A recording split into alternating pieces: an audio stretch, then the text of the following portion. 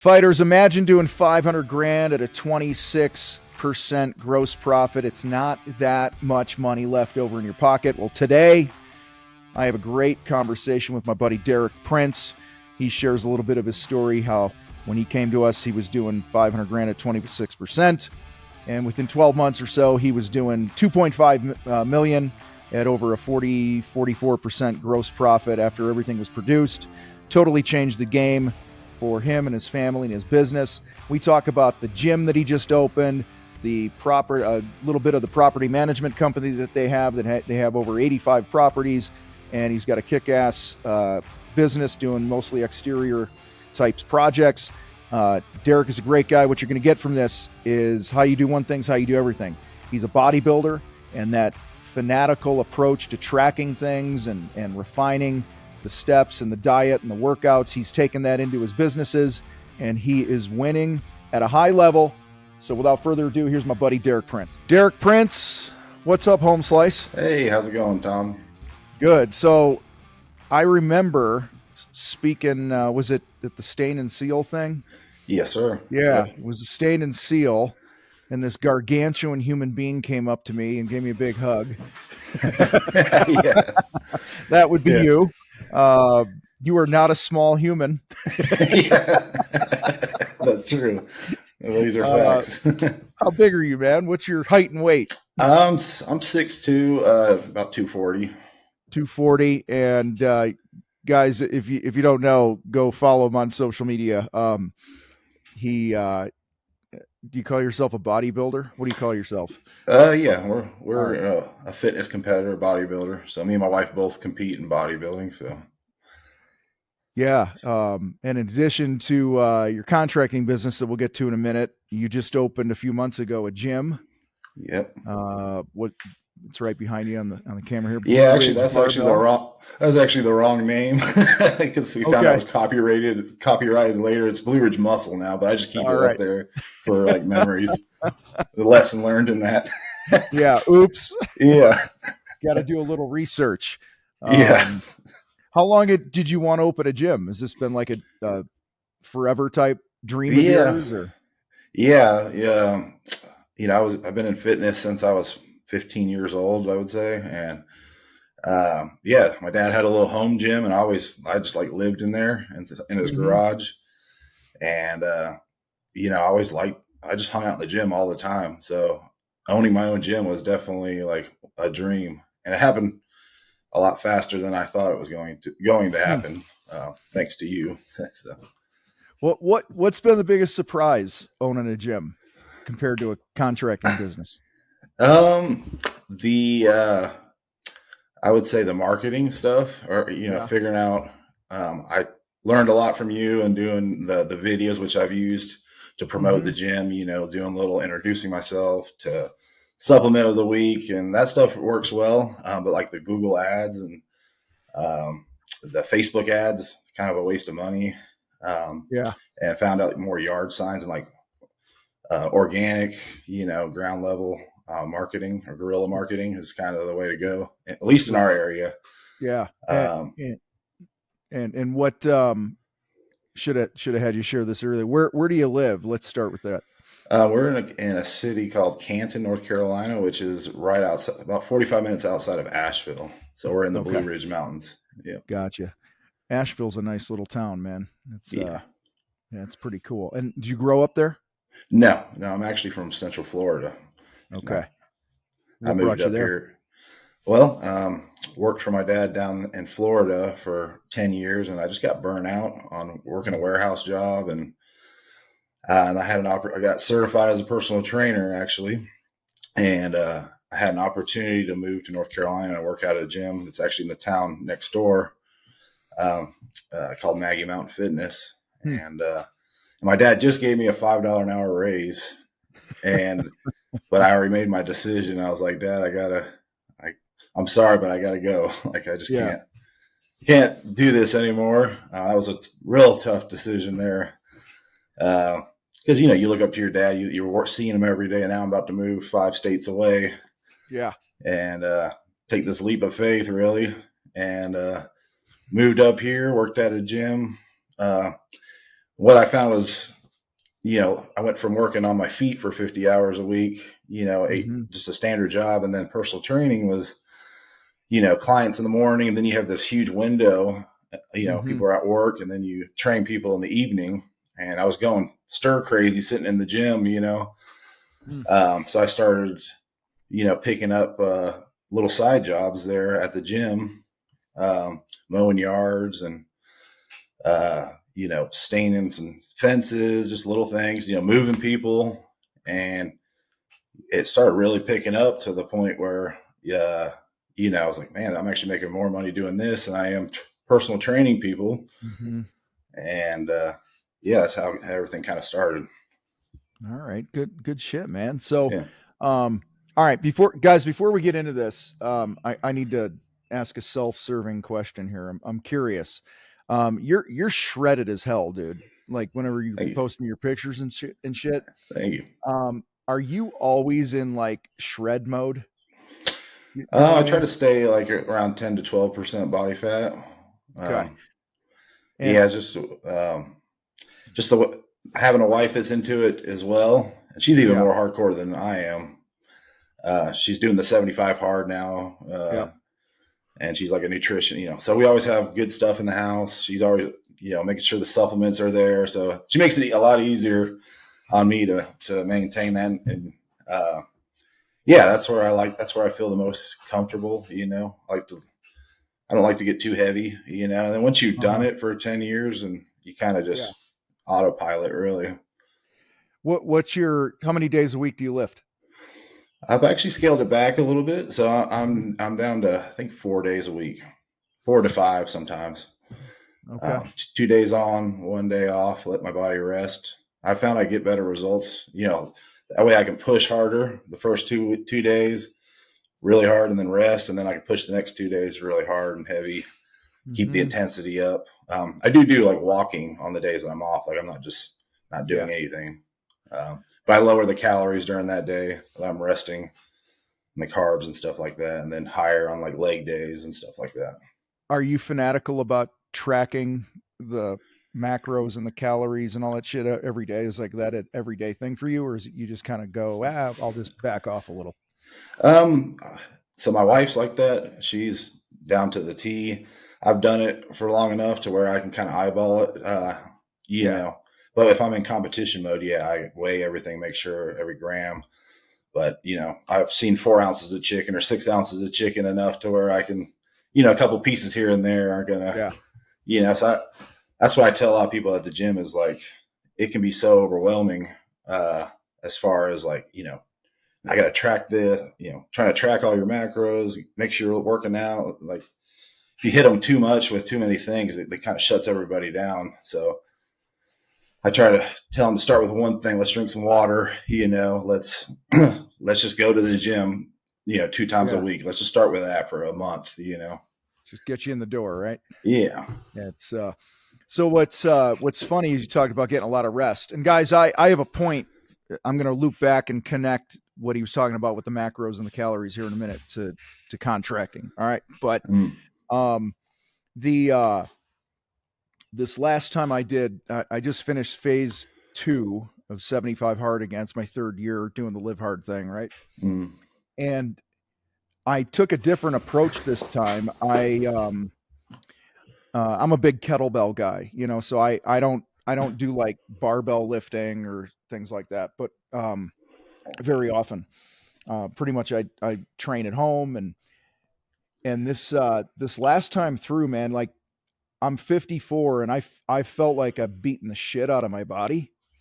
Every time I'm on the cycle and the 2-a-days and like it just, phase 1, like I do heavy rucks almost every day and as one of the workouts. And by the time I get done with whatever phase I'm in, like my right knee is shot. It's just inflamed. It's sore. Like cause 75 hard, and those that don't, it's, part of it is 2 workouts a day, 45 minutes each. One has to be outside and they're 3 hours apart. Okay. So, the recovery was like really, just not there. And so, So what I did for diet, I did a gram of protein per pound of body weight. And so for me, it was a minimum of 200 grams a day. And then I was carb cycling. So like 200 grams one day, then 150, then 100, then 50, then 0. And then with the training, I did very little ruck. I would do, for one workout a day, I would just walk every day. And, probably every third day I'd do a heavy ruck. And then for the lifting, for the 45-minute workout, dude, I would do like 20 to 25 minutes of warm up. And then I would go, you do a lot of cleans and presses and, kettlebell double front squats and stuff like that. Right. I would do, I did a ton of sets. So I do like 12 to 20 sets at like 3 reps. And dude, I got strong. I felt good. I was rested. I'm getting a lot of sleep. And so there's no point to this for a contractor necessarily, other than you kind of got to figure out what works for you. Right. But I found that, the rest was hugely important. The warm up for me as I'm getting older is critical. And then I could go hard, really hard for like those 20 minutes or so, 25 minutes of the rest of the workout after the warm up. And my strength went up. I felt like $1,000,000. Energy was good. I leaned out. Like it was pretty cool going really low reps, lots of sets with lots of rest, and going heavy. So it was just a different thing for me. So nice. Anyways, so I want to talk about, it's funny. I didn't have this plan, but when you were talking about tracking the macros and you've been doing this so long, there's that saying, how you do one thing's how you do everything. Right. And you've taken that to your contracting business from my vantage point, if nowhere else, at least the area of tracking and KPIs. I mean, you're one of those guys inside of Battleground that like clockwork, you're posting your shit. Yeah. Like you just track it. And what I love about having you on here today, and I can't wait for some people to hear your story a little bit, is you're one of those members in Battleground that just flies under the radar. I think you got to work really hard to see what Derek's doing. Right. And that's not like a rip or anything. That's just going like, you really have to pay attention, because you're not one of these people that is, I think you just show up, you chop the wood every day, you do what's required, and you live your life. And, and it's been cool to watch over the last few years because, dude, every time you post something, like you recently, I was just looking for it. I couldn't find it right now. I don't, but you posted at the end of the first quarter, like your first quarter goal was like 600 grand and you did like 962 or some shit. Yeah. And, so let's, and I'm bringing this up, you guys, because we talk a lot about the importance of tracking your numbers, your KPIs and this and that, and what you focus on improves, just like Derek, with your bodybuilding and stuff. If you're focused on what you eat, you're focused on the macros and the lifts, and you're tracking things and you're measuring, and you're going to get better. And it's no different with our construction company. So tell people about your construction company and what you do, how long you've been doing it. Yeah. So my company is called Pro Property Services, and it's evolved a lot over the years. So now the best way I could describe it is an exterior contractor. So we're known for building decks, siding. We also do cabin restoration. So we like blast them down with a media blaster and then do all the log repair, do a nice stain on there. Fencing is another one, and roofing. So kind of got a little bit of everything. We kind of stay out of the inside of the house. We really like the exterior. Yeah. Yeah. And subs, employees, combo, what do you got going on? Yeah. So recently, so we've got, I've got a sales manager, 2 salesmen, a project manager, and then 2 W-2 employees that run the media blaster. And then I've got 5 subcontractors, deck builders, carpenters, and then 3 painters. Okay, cool. So I recently changed. Yeah, I just recently changed to to, I guess, mostly subcontractor model. Thanks to listening to Anthony's story and kind of doing the job costing on some of when I had employees. I'm like, man, I'm losing money with these lazy employees when I could just pay a sub, you know, and then with the 50% gross profit, getting over that head trash and charging where I need to charge is still making that. So, quick advice for anybody that's struggling or wanting to implement more of the sub model. What have you learned? It's definitely the way to go, as long as you have the right subs. So when I first implemented it, you know, I had my 2 subs that were really good, didn't have any issues with them. They were great. And then we started expanding into doing some like rock work and some other things. And, you know, we had we just couldn't say no. So we're like, yeah, we can do it. And me not knowing what good rock work is. And I just was trying to make money, you know, and, you know, I'm still paying. Actually, I just finished paying the mistakes from those bad subs. Okay. Yeah, the callbacks. Hey, this patio didn't hold up, and I had to go back and pay another sub, a new one, to come in there and fix it. So I do think the way I do it now is I'd start them off on something small, and I've niched down to I'm not doing anything I'm not good at or I don't know anything about. Let's say like a deck or siding. I know that stuff. Yeah. So I'll start them off on something small, you know, 2 or 3 or 4 jobs until I see their qualities where I want it to be. And then kind of raise them up bigger and bigger jobs until, you know, because I found out the hard way about $100,000 worth of mistakes from trusting the wrong subcontractor, you know, them telling me they could do it, me trusting in them a little too much. And so, I think it's the best advice is to be able to say no sometimes. Yeah. Say yes to the small stuff and inch them up to bigger, more high profile projects and all that stuff. Yeah. It's and cutting them loose as soon as you get any communication issues or any, I don't know, my leash has gotten real short. So if I get any kind of weird feeling or the way they handle it, I give them like a little bit of grace, but now I'm just like, I'm done with that. That contractor, like the way he runs his business, I can't, you know, I'll give him some tips as far as like what I expect, you know, setting the expectations from the beginning. Hey, this is what I expect. And what do you expect from me? You know, we have that meeting. And then as soon as they kind of violate that 1 or 2 times, then I just cut them loose. Yeah. Yeah. We're not in the apologies business. Yeah. So, yeah.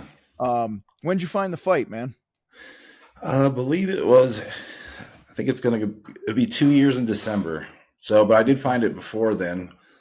I listened to it a couple times. I was like, this is kind of weird at first. I was listening to like Andy Frisella and stuff. It was like, I didn't really, it didn't take. And as I got deeper into business, and then I started forcing myself to listen to it. And then like one day I heard something that just clicked. It was like a little nugget.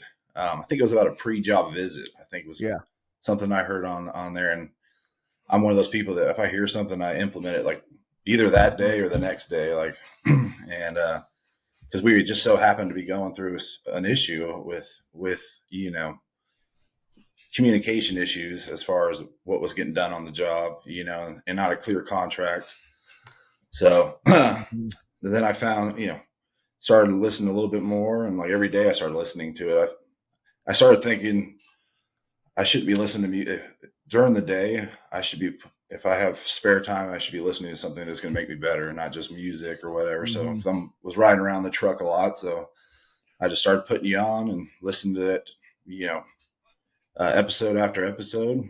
And then I dove into the numbers program, did that one first. Money was a little tight back then.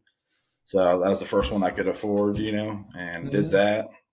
And that really helped. I mean, it was just like a hallelujah moment. Like I knew I was missing something, you know, like trying to figure out the overhead and all that. And here was everything I was waiting for, you know. And then I think I did the foundations next. Gotcha. And then in December, I remember about to board an airplane. I asked my wife because we were a little bit tight on money, but you know, we both had coaches before as far as bodybuilding. We know the importance of it. I'm like, I really think this could help us take to the next level. Like you said, just like diet and nutrition, this is a personal trainer for your business pretty much. So, right. And he's helped the little things I've learned just from his, I mean, I used to sit in my living room, put you on the TV, and I'd have a notepad and I was just writing, you know, watching your YouTube and just writing stuff down every single night. And, and I made the choice to do the Battleground, and and that was just awesome, just to go through that, and changed everything for me. It really did. Yeah. What did the business look like before, and what's it look like now, a year and something later? Yeah. So earlier that year, before I signed with you, I actually had a business partner, and he did a lot of he did the other half of the business. So he did remodeling, a lot of the inside work, and I did mostly exterior stuff, mostly none of the stuff we're doing now, as far as like we were doing fences and some landscaping stuff, not enough to pay the bills. So, and then he got a job opportunity because we were struggling financially, and he got a job offer that he couldn't pass up, building houses for a big builder, Right. making bank. So, and he had 4 kids to feed, and I was like, you know, we're still good friends today. It's no hard issue, but it was like a sink or swim moment. So, I really started doing the watching your videos, stuff like that, and started doing a little bit of the sub work, and I think we did 500,000 that year in gross revenue, and I think it was 26% gross profit and 3% net, I think is what the numbers were. Yeah. At the end of it. So yeah, it was no, we weren't doing any meetings. We weren't doing my social media. I was pretty good at that before I joined you. But you took it to another level. Had a good amount of following. That's where most of our business came from, because I would post on the local pages. So right. What else? Just no structure really. It was kind of just everybody. I was keeping everything in my head. I didn't have a CRM. So it was just a lot of disorganization. Weren't making really money. We thought we were, but wasn't tracking nothing. Wasn't dealing with an accountant, getting a P&L to see where the health of the business was. None of that. Right. So we were in tough shape for sure. So $500,000 a year, 26 gross. Where are we at now? Last year we were at 2.5 million, and it was a 44% gross profit and an 18% net, I believe. Nice. Yeah, that's a big swing, man. In about a year. In about a year. What got you from $500,000 to 2.5? Let's just start with the top line. Like, what were you doing that others can learn from? So I started. So I got a CRM, and I started. So the leads were starting to come in more, because when we did do work, we did the best job possible, and we were building our reviews already. So we had a pretty good reputation already in the area. But then I got the CRM, and as you through your Battleground, it's tracking your numbers. So I started job costing all my past jobs. Some jobs we did okay on, not the 50%, but it really was an eye opener. Like, man, I didn't make any money on that. So I cut the fat off, stuff that I wasn't good at, and we always lost money on. I got rid of that, and started, like I said, job costing every job. I turned up my marketing, started doing videos, like a video introducing myself, because before I was just showing projects, but I started doing a lot of more content as far as like, educational stuff.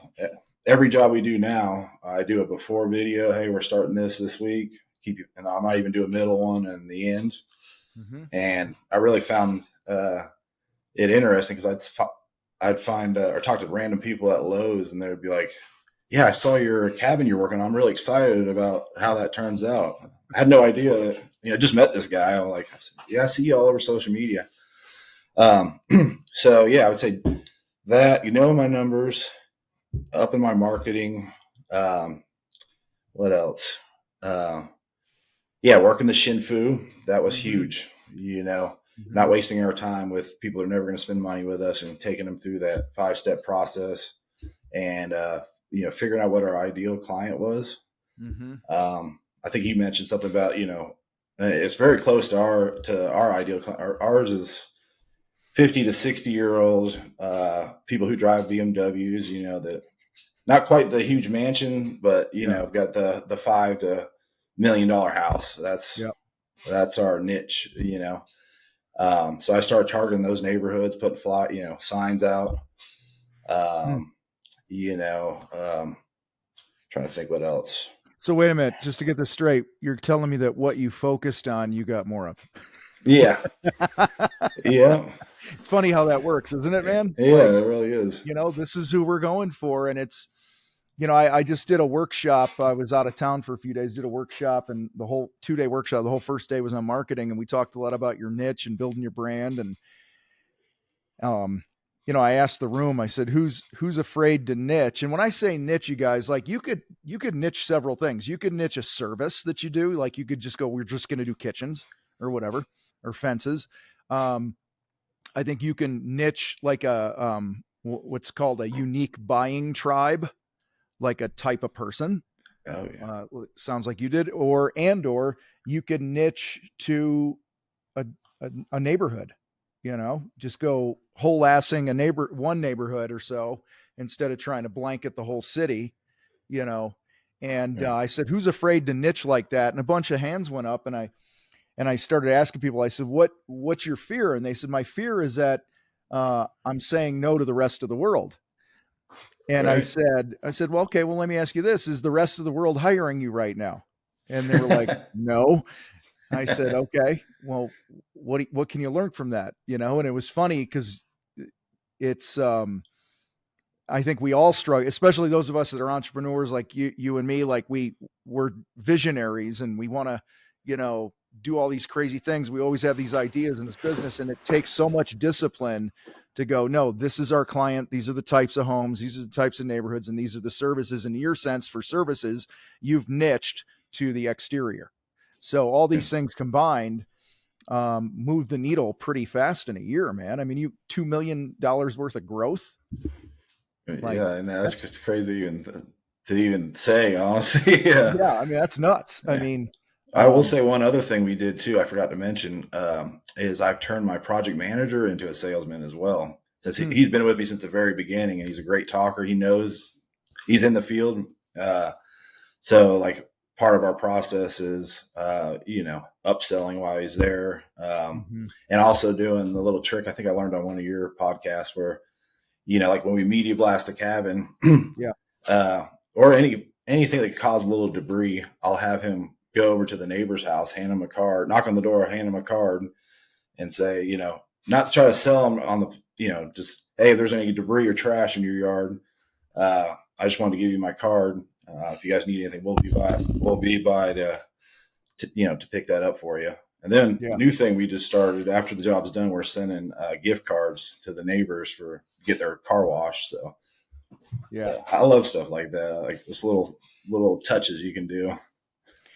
Well, you're creating a category of one at that point. Like because nobody else is doing that. And dude, what I love about you, and like I said, I've watched from afar for a while, is a lot of people talk shit about what they want, how they want to grow their business. I'm going to do this, I'm going to do that. And then they're in the same spot 6 months, 12 months later, 3 years later. You are an absolute executor. I mean, you guys listen to this. He's like, yeah, I heard you say this thing and I went and did it. I usually do it the same day or the next day. Like I just take action. And that, people ask all the time, like, what's the formula to win inside a Battleground with what we teach? And I really think it's the discipline to execute. It's really that simple. I mean, you have the same knowledge that the people in the group, are not implementing, and look what happens. So I just think we like to overcomplicate everything. And, and I'm speaking to myself too. Like I'm not exempt to some of these things, guys, where I'm an entrepreneur. What's the next shiny object? What's the next new idea? And most times we just got to go, you know what? I'm not going to be a content whore anymore. I'm actually going to be somebody that doesn't just consume shit. I'm going to go implement it. And, when we have that discipline, it's crazy. The growth, just not just top line, but I mean, shit, your bottom line.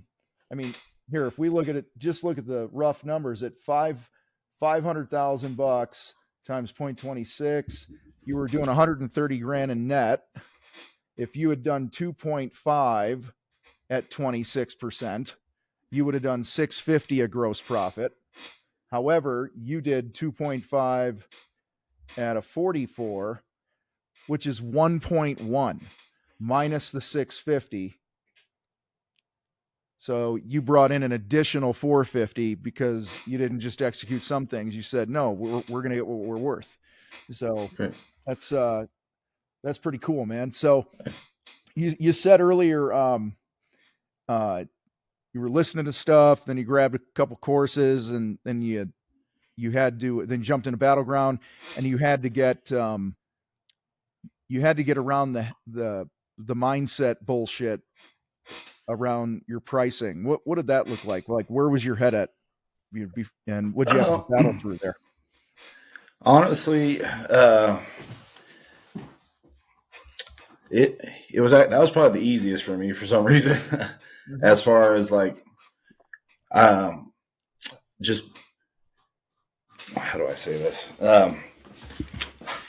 Just seeing that people will pay, realizing people will pay for anything at the right, any price really, as long as you're able to deliver, build the value of it. And, just kind of, asking people who, do the similar work that I do, and they're charging double what I'm charging, I'm like, shoot, if he can charge that, I know I could charge that. And, after going through my numbers and then doing the 50%, then it becomes not, like you said, not an emotional thing. It's just the numbers are their numbers. So that's where it really helps me, is like, this is what I have to charge to be in business. And send it and just be quiet, and, not try to beg for the job. And I might not get 3, but I'll get the one I needed. And pretty interesting too. Like, as I was building the gym, Pro Property was still growing, and, it was hard to like I was still tracking stuff, and not as well as I should, because I was so trying to build that out. I was kind of doing the best I could with what I had, and I started seeing like I wasn't recovering my overhead as much. So I dove back into it. So I realized that I needed to increase my prices by 30%, like a big jump. And I did.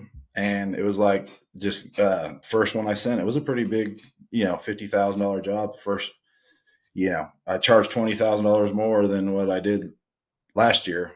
And it was like instant, yep, let's go ahead. And like the next 2 or 3 jobs, I landed them. So it was right there. It's all in your head, and now we've niched back down, and we're not doing quite as, I don't have as many crews, but I'm charging 30% more. We're not spread out all over the place. And we're still making more money than we did last year with more crews. So yeah, the importance of knowing your numbers and going back, staying on top of those too. That was the lesson I learned, because I got to a point where the gym and the contracting, we had a couple clients that weren't paying. The gym kind of cost a lot more than I expected, even though I priced, treated it just like another, a construction project. I tried to price everything out, even added 30% for unknowns, and it was like still double that, just because you get into it, you're like, I can't leave the drywall like this. I gotta, especially it's your passion. So, but I got into a pretty rough spot, and I was able to, dig us out of that. But I was the contracting business was growing as the gym, we were building the gym. So I had to right there towards the end of last year, I had to dive into the pricing again, up everything by 30%, change my contracts because of the situations that those homeowners that weren't paying. I had 3 or 4 of them all at the same time.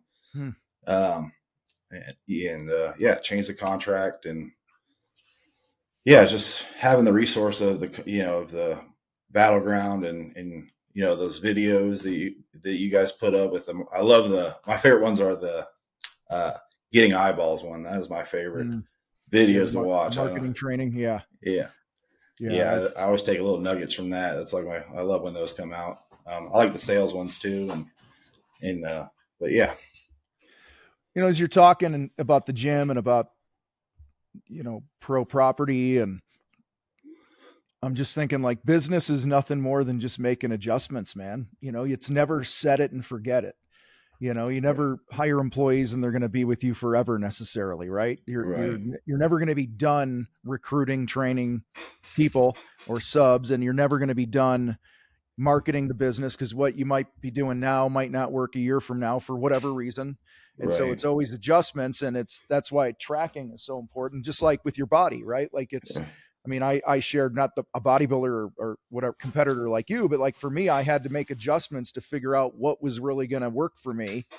And I actually, like I said, I found that doing less, but doing it with more intensity and heavier weight, as example, actually got me better results. And so a lot of times in our business, it's the same thing. It's like you just said a minute ago, like you're doing way more money with less people, and so it's going to take some time. And I'm just thinking about your gross profit increase too. Like you said, you paid around $100,000 in mistakes to redo shit.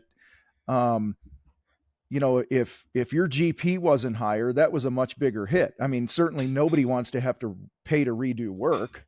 Right. And nobody's excited about spending $100,000 they didn't plan on spending, but it is nice when you have it to go, okay, I can really take care of these people, roll the red carpet, do it right, because that is building your brand, right? It's building the story behind your brand, who you are. It's why they paid more money for you, is if shit goes wrong, we're going to take care of it.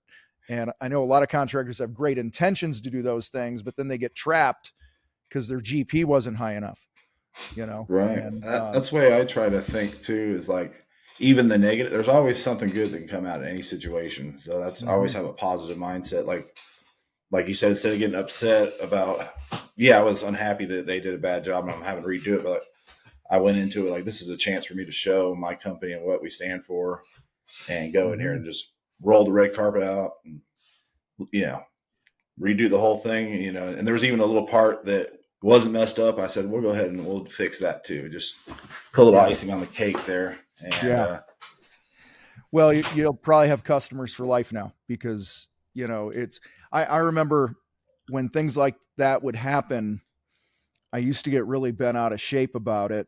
And then at some point, I don't know, probably somebody said something or whatever, opened my eyes to this years ago.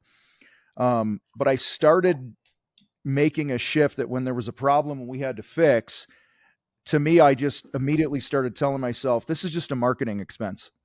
Oh yeah, that's good. Like it's just marketing, because, it's about the experience. It's about somebody hires us. And if we're going to be uncommon contractors, we need to, walk them through it and give them the product they expected and the experience they expected. And sometimes it costs us money. And so that, that $100,000 that you dropped fixing shit, my guess is it'll probably bring in 10 million over to your business over the next, 5 years, just from those, comments and referrals and reviews and repeat business. I have found too, like you said, you make it right, and usually within a month or so, their neighbor or something will call, or even them, they'll want a project that pays for that, and it takes care of it, even more profit after that. So how did you handle it with the customer, like that patio or whatever that wasn't right? What'd you say to the client? Like, I said, well, we'll make it right. So I'll get over there and we'll get it. We'll fix it. We'll tear it out. So did they call you and just go, hey, this thing ain't looking right, it's sinking or it's having issues or whatever? Yeah, it was over Facebook Messengers is the way she used. For some reason, she liked to message that way. And I think I asked her too. I said, like, is there anything else that I can do for you to make this right? And did the open-ended question, and she said, just fix it. And she ended up leaving us another 5-star review, and I think we've got some work coming up for her pretty soon as well. So, bam, look at that. And so guys, this is what's one of the important things here that I hope you're hearing is put yourself in that client's shoes when the thing isn't right. It's not holding up the way you expected it. Most, I would imagine at some point rolling through most clients' minds is, now I got to go fight my contractor, right. Versus she reaches out to you and you're like, yeah, no problem. It shouldn't do that. We got you. Like just totally different, like disarmed right out of the gate. And, I have a neighbor who's had an issue with a contractor because he's cheap as fuck and he always hires the cheap people and he always ends up having issues. And, and I've told him over and over, I'm like, dude, you gotta you're paying for it anyway. And,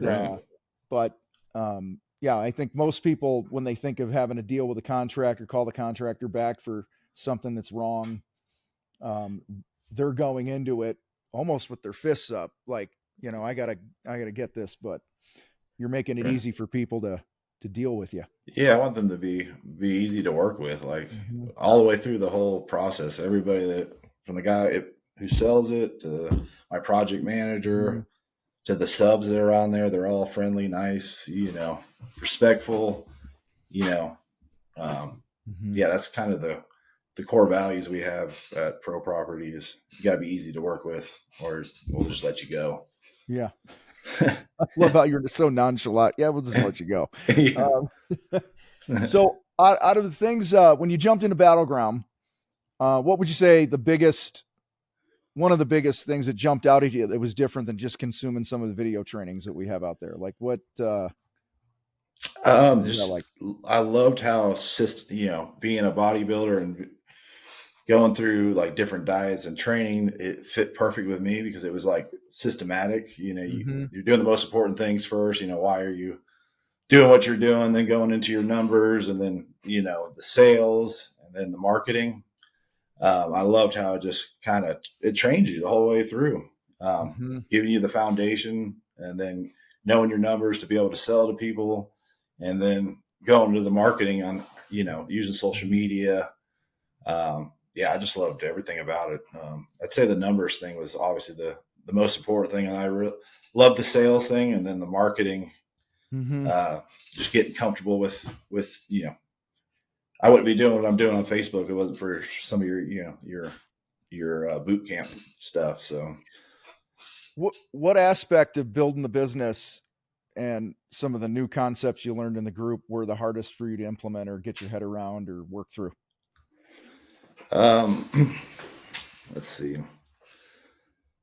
Like just some of the sales stuff, like digging deeper into the motive. I'd say like the motive and like asking those open-ended questions. And, sometimes I'm like, wow, that's kind of a weird question to ask somebody, but and then I see it working, so, I would say that was,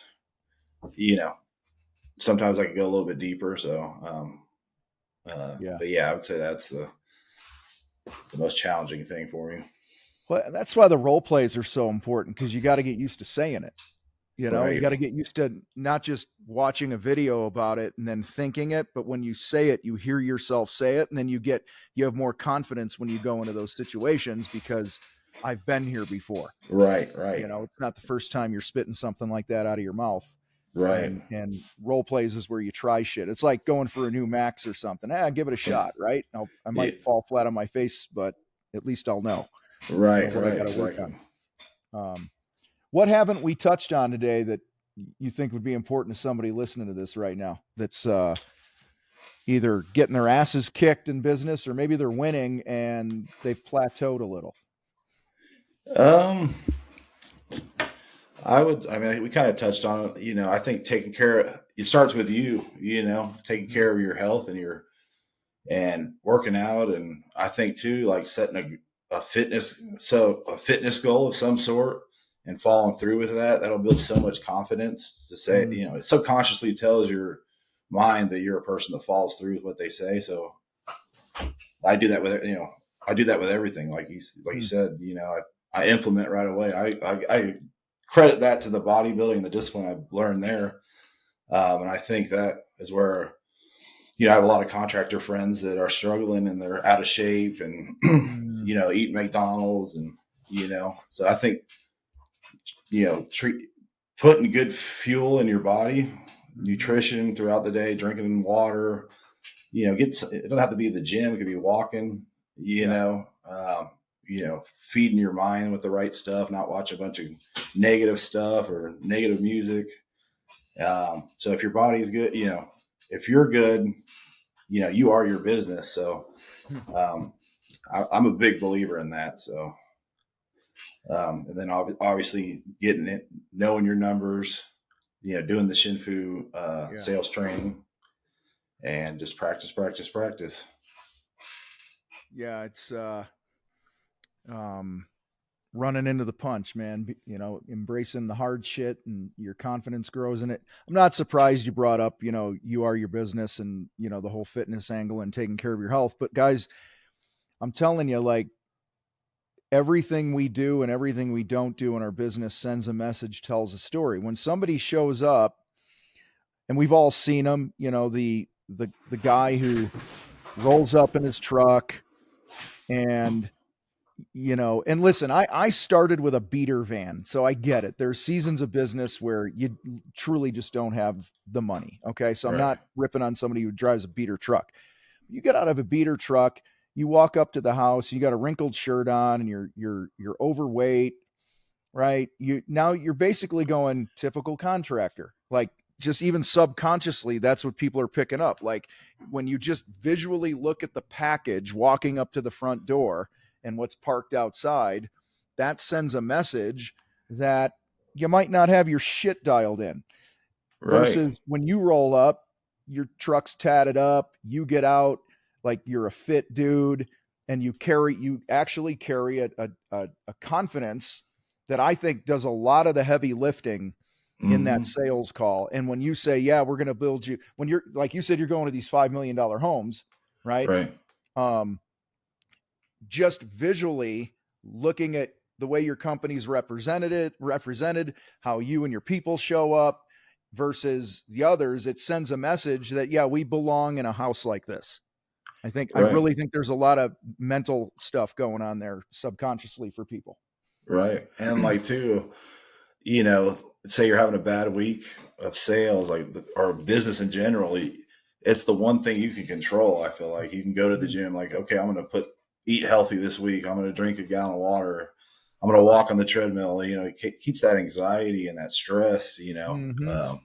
You can still get your wins. No matter what. Like, it might not be a business win, but you can get your physical win. Yeah. So So you still have bad weeks? yeah, oh yeah, yeah, I know you yeah. do. But I say that because a lot of guys, this is not like I'm my own biggest fan for our program, Battleground, right? And the other things that we do. So I think if you're not your own biggest fan for your gym and pro property and whatever, you're doing yourself a disservice and your customers, Mm, right? So let me just get that out of the way.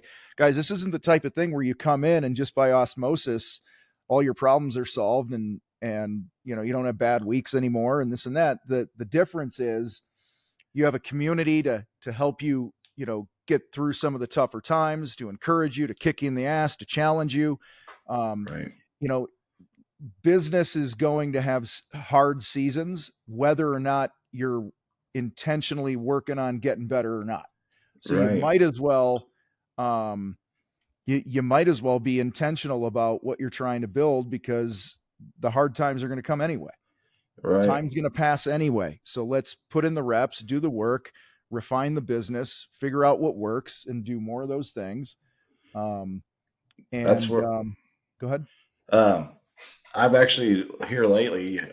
I've started switching my mindset. So I actually look forward to the rough times or when things are tight, because that's when you learn something. That's when you grow. When everything's going well and money's coming in, like you don't really learn anything. I mean,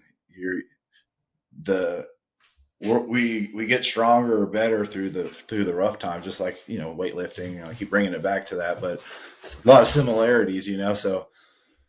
That's where as soon as something bad happens, like, okay, this is I call it expansion and contraction phases. So like when it's going through a rough phase, that's the contraction phase. So that's when your money's tight, but you're learning the lessons you need to learn. So then when the good times come, you expand and you've got all the tools you need to expand. So, and it seems to be that way. The more I think about it, it goes in little phases. So, and each time sometimes that contraction phase, I just went through it, went like really tight, further than I've ever, or scarier than I've ever been. We had like April, it was dead. Like we didn't sell anything. We were doing everything we could. I was make as much content and people just weren't buying. And then fast forward to May, got through that patch, and then we had one of our best sales months ever. There's more money in the account than there's ever been. So last month there was less money than it's ever been. So it's like this huge swing. So, but yeah, that's kind of the way I handle it. I've noticed a pattern. Well, I didn't notice it. Yoda, Chris Dwyer, who's one of our coaches inside of Battleground, him and I work closely together, and one-on-one, I work with him to unfuck my head here and there. And he pointed out years ago, he says, dude, what I've noticed is whenever you are in a period of like, you feel like you're getting your ass kicked, things aren't going the way you want them to. He says, what I've noticed is that he's amazing at observing things, right? And connecting the dots. He says, every time that happens and I start seeing or hearing certain things out of you, I know that you're about to have your next launch to your next level of success. He says, because, you've surrounded yourself with people that challenge you and push you. And, I have coaches too. And I keep working on me through those tough times. And we all have them. We all have our current peak, our current pit. And then we have the next peak. And whenever I'm in that pit, as long as I push through, keep doing those basic things, like fitness, you lift heavy and you eat good shit and you hydrate and try to get some sleep. You do that, you're going to be able to, no pun intended, muscle through pretty much any bad shit. And so that's a pattern that we've seen, is that when I'm in those pits, just keep going, because I know I'm at the doorstep of our next higher peak in the business. Right. So I like that. Yeah, man. It's so dude, let me ask you this. What somebody wants to join your gym, maybe they live down there, if they want to come work for you, be a sub, work with you in any capacity, where do they find you, man? So we're in Canton, North Carolina. You can find us on Facebook, Pro Property Services, and the website is propropertyserviceswnc.com. And then this is a huge other part of our business is a vacation rental my wife manages. So she's got like 85 homes that they take care of. So great area to visit on vacation and stuff. You want to see waterfalls and, elk and, you name it. The gym is 43 Plaza Loop in Canton, North Carolina.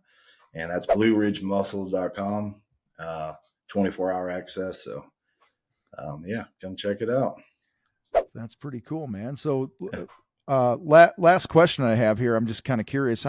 What's your average day look like now? Like you got multi-million-dollar business. It's growing. It's profitable. You got the gym. I didn't know about the property rental thing that you got. We just have 85 properties we're managing, right? And, It's so humble. It's a weird thing because it's like it's under Pro Property, but it's almost its own business. So they never intertwine. I thought I was going to be able to do like work for some of these homeowners that she manages, but they're not my ideal clients. So I really don't do any work for them. Yeah. Yeah. On my average day, I wake up.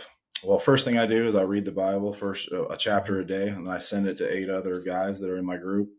Put some, good stuff in my mind. First thing, if I don't do that right when I wake up, I won't do it. So that's the first thing I do.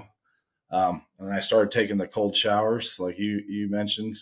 Haven't quite gotten to the ice bath thing. I think that's a little too much for me. Yeah, I don't do the baths either. I just do the shower. That's enough, man. Get started with that. Then I go to the gym about 7:30. I go fasted and bring my food with me, so I meal prep everything. Bring 3 meals with me. Get my car, listen to Andy Frisella on the stair climber. Then I listen to the Contractor Fight on the treadmill for 30 minutes. Then I eat my pre-workout, do a 2-hour workout or so, or hour and a half. They just get my day started. And then I spend about 3 hours doing the pro property stuff first thing in the morning before the gym gets, because we're working the gym now to keep down on, labor and stuff until we grow enough. So me and her both work there. We have almost like a little desk at the front. And so we spend 3 hours working on pro property, checking in on, my sales manager, my project manager, make sure all the projects are good, paying any bills that I need to pay, vendors, stuff like that. And then I focus on the gym the last half of the day when we do have a guy that comes in at 2 to 7, because we're usually pretty burnt out, by 2:33, just mentally. So I use that time to either do stuff towards the gym as far as marketing, doing different promotions and flyers and stuff, and also order stuff for pro property as well, like yard signs and sometimes I do, like on a Thursday, I'll do the ground game for pro property. Like I don't work out; that's my day off, and I'll go pass cards out to real estate. We have like routes that we built for all the different cities, and we have a Google spreadsheet that we check. So I like that part of it. Like I like to go out and shake people's hand and just kind of like almost like treasure hunting, like you're pulling money out of nowhere. So I really like that. I like to be able to tell my sales guy, like, hey, I got one. You guys need to step it up. There you go. Competition is good, man. Yeah. It's guys, if you're not seeing the video of this, when he started talking about going on the hunt and treasure hunting and this and that, your whole body language changed. Like I could tell you're super passionate about that. Like you like meeting people and shaking hands and you like the hunt and the challenge of it. Yeah. And that's cool, man. It's good to see, you're like, you get fired up about certain things. And so you go do those things, you're going to be more successful at them. Thank you. Yeah. Good shit, man. Yeah. Well, dude, I appreciate you hanging out today. I guarantee you somebody got some value of this. And, I would, if you're checking this thing out, guys, wherever you listen to it, if it's on YouTube or whatever, I know we post these there too. Drop a comment on what your biggest takeaway was. Mine is just how, dude, everything is connected here, right? It's how you do one thing's how you do everything. Like the discipline you bring to your fitness and your gym, and and just how you show up every day is the same that you're bringing to the companies. And I just love the fact that, you're one of those rare people that just implement shit. And, guys, when you implement, good things happen. Even if it doesn't work out the way you think it is, at least Right. All right, we gave this a shot. I have thousands of examples of things that I tried, and now I can refine some things. I could ditch them. I can do more of something, whatever it is. But you don't know unless you implement some things. And sometimes you just have to trust, like Derek, you said, hey, there's other people in this area that are charging twice my prices, so there's no reason I can't. It's reframing that mental, negative self-talk that holds so many of us back. Right. And it's just, if somebody else is getting 50% gross profit with subs, you can too. If somebody else grew from, if Derek grew from 500 grand to 2.5 in a year or so, you can too. It's just going to be getting up every day and implementing the things you got to do today. Yeah. Yeah. So. Well, thanks for having me, Tom. You got it, Appreciate man. it. I've been dreaming about this day for a long time. I've been listening. Like, you've changed my life, and I just can't thank you enough, man, for your programs and everything. I actually should be one of your salesmen, because I tell everybody, all my contractors, I'm like, you guys need to listen to this guy. I send it all the time. I was like, well, I could be getting a commission on this. Hey, we'll hook you up, man. I'll hook you up.